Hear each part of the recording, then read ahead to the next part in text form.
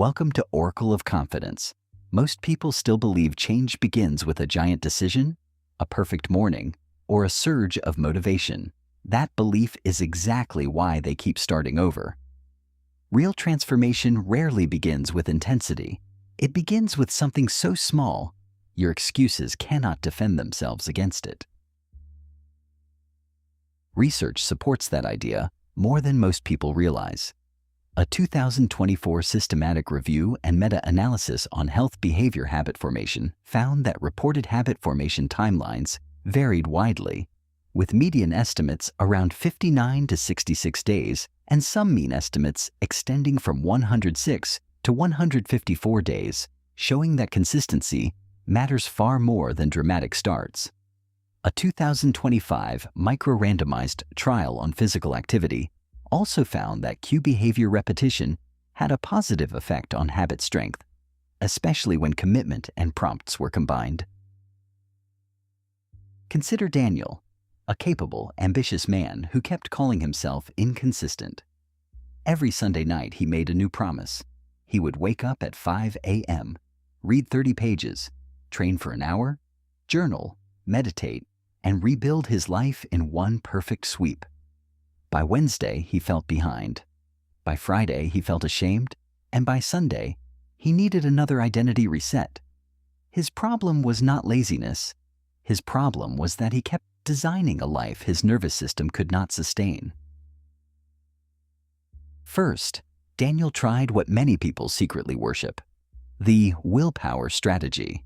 He aimed for a complete self-reinvention in a single week because intensity felt noble. It looked disciplined on paper, but it overloaded attention, energy, and decision-making. When one part slipped, the whole system collapsed. That pattern fits what behavior research keeps showing. Habits strengthen through repeated cue-linked actions in stable contexts, not through bursts of heroic intention alone. What Daniel called failure was really a badly engineered behavior system. Then he swung to the opposite extreme and used avoidance as protection. He stopped setting difficult goals because he was tired of disappointing himself. He said he was being realistic, but realism became camouflage for retreat. His standards dropped, his days blurred, and his self-respect quietly eroded. A 2026 pilot study on a mindfulness-based microhabit intervention showed that even brief structured daily practices could reduce emotional exhaustion, suggesting that small repeated actions can restore capacity better than passive waiting for energy to return. Avoidance felt safer, but it kept him weak. His third failure was perfectionism, the most dangerous one because it sounded intelligent. He told himself he would begin only when the system was clean, the schedule was optimized, and the conditions were right. He researched productivity more than he practiced it. He watched transformation instead of living it. That is the hidden violence of perfectionism. It lets you confuse preparation with progress. By the time Daniel admitted this, he was no longer frustrated only by missed goals. He was frightened by the possibility that he was becoming the kind of person who only talks about change. The turning point came on an ordinary morning, not a cinematic one. He looked at his untouched checklist and made one decision: stop trying to win the entire war before breakfast. Instead of forcing a complete routine, he created one microhabit linked to an existing cue. After brushing his teeth, he would do one push-up, read one sentence, or write one honest line in a notebook. That shift sounds almost insulting to the ego, which is exactly why it works. It lowers resistance, preserves identity, and creates repetition the brain can trust.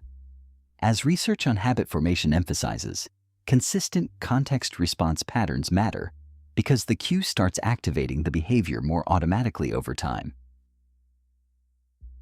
Within weeks, the result was not a miracle, but something more valuable: evidence. Daniel no longer needed to guess whether he was changing. He could see it. One push-up became 10. One sentence became a paragraph. 1 minute of focus became a block of real work. The deeper transformation was psychological. He stopped measuring himself by emotional intensity and started measuring himself by repeatability. That made him calmer, more credible to himself, and far less dependent on the fantasy of feeling ready before acting. Here are the 3 lessons most people need to hear. First, motivation is a volatile state, not a reliable operating system. If your plan works only when you feel powerful, your plan is broken. Second, the true unit of change is not ambition, but repeatable behavior attached to a cue. When the action is small enough to survive stress, travel, low mood, and imperfect days, it starts becoming part of who you are. Third, shame is one of the worst architects of self-improvement. It pushes you toward extremes, then punishes you for not sustaining them. Micro-habits break that cycle because they let you rebuild trust one successful repetition at a time. So if you feel stuck, listen carefully. You do not need a new personality, a new year, or a louder speech in your head. You need one action so small that resistance looks ridiculous. You need proof that you can return, repeat, and continue. The life you want will not be built by the rare days when you feel unstoppable. It will be built by the ordinary days when you move anyway. As B.J. Fogg says, tiny is mighty. That is how real momentum begins. Subscribe to Oracle of Confidence and write in the comments, what micro-habit are you starting today that your future self can actually sustain? Your transformation does not start when you feel ready. It starts when you make repetition unavoidable.